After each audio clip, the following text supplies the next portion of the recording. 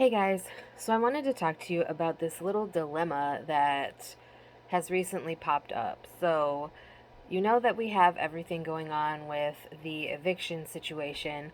Well, now, if you guys remember, if you've been following us for that long, you know that last year around this time we moved out of the apartment that I had been living in since 2016. And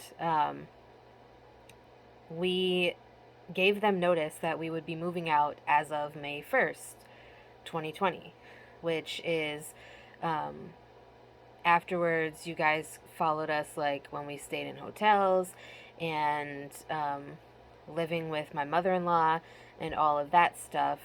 So, anyways, now I actually have a court date in June because the landlord of the apartment complex is trying to say that um, we were living in the apartment basically from May until like August or September. I can't even remember the exact date, but obviously I have proof that I wasn't living there. And she got a court judgment or order or whatever saying that we have to pay for the entire time from May to August, September, October. I can't remember when the court date was, um, which I think is really bullshit because she's basically saying that Paul and I, because the lease was in our names, she's basically saying that Paul and I have to pay $6,000, and now they're trying to figure out like wage garnishment and stuff like that because it's been over a year since they had that court order or judgment. So it's just really frustrating because obviously, if I was living in the apartment, why would I have been living in a hotel room? Why would I have been like staying in different hotels, living with someone else? And I'm just really sick and tired of like when you're down and you're dealing with all these struggles and it's like people just keep kicking you while you're down.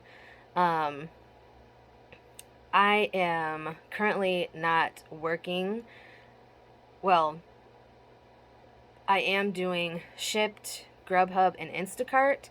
I deliver groceries for them and food for Grubhub, and I'm trying to get on with Lyft so that I can do that as well. But obviously, that's not like a full time job, it's not full time income right now. I'm basically just getting as many um, shops or orders that I can get and going from there. Um, but I just think it's crazy. And I wish that there was a way that I could go back and prove, like, I obviously have YouTube videos where I'm living in a hotel.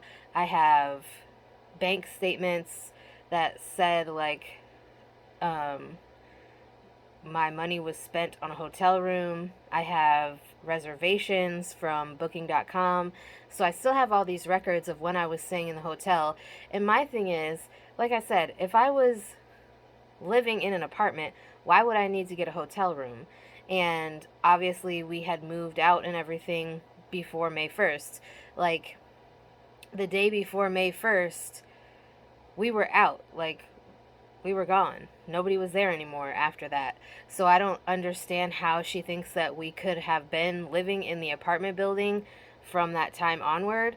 Um, so yeah, it just doesn't make any sense to me, and it's honestly really frustrating that they did that judgment against us because now I feel like I have no way to prove otherwise because even though I have this proof that I was not staying in the hotel or that I was not staying in the apartment, I was living in the hotel, I feel like since they did that judgment, I can't do anything to prove otherwise or like get the judgment overturned or anything like that.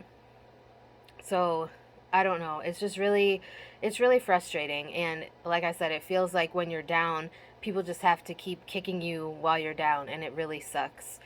So I'm trying to stay positive, but as you can see, life is continuing to throw tomatoes at my face and make me like pay for things that, like I said, I wasn't even living there, because that would have been really stupid.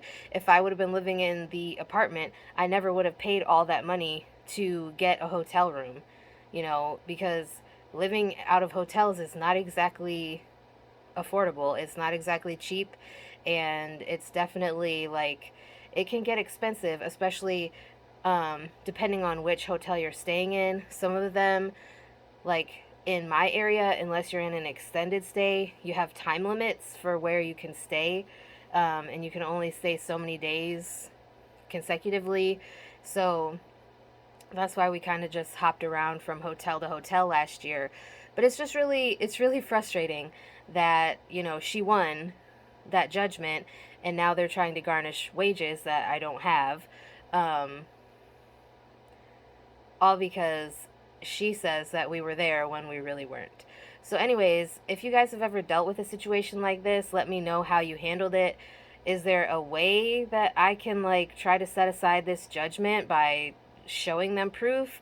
Or is it too late? Do I just have to, like, suck it up and pay $6,000 when I wasn't even living there? So, anyways, just let me know what you guys think. I just wanted to share that with you guys because it is frustrating. Um, so yeah. Anyways, I will talk to you guys in my next video.